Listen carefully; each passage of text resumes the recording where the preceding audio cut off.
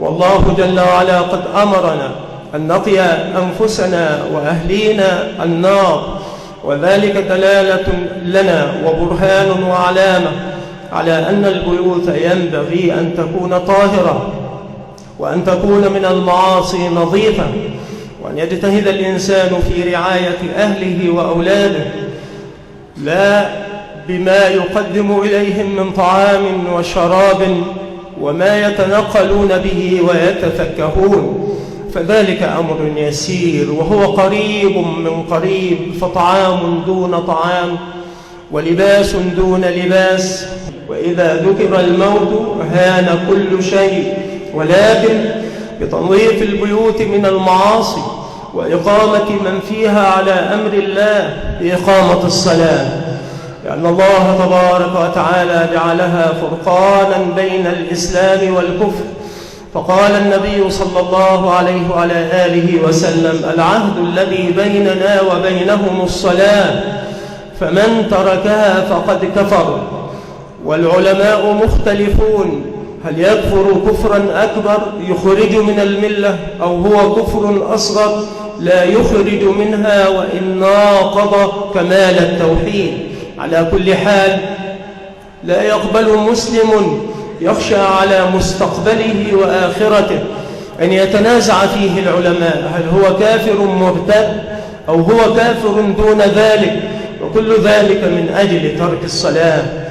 وكان سلفكم الصالحون يجتهدون السنين الطوال في أن يشهدوا الصلاة في الجماعة، لا تفوت الواحد منهم تكبيرة الإحرام، فمنهم من مر عليه 70 عاما لم تفته تكبيرة الإحرام في المسجد،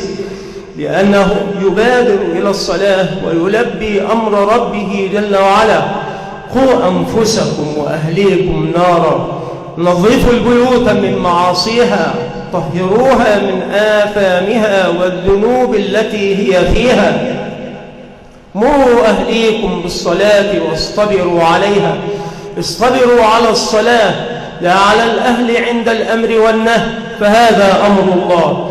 فعلى من كان قائما على أهله بالرعاية بما يرضي ربه جل وعلا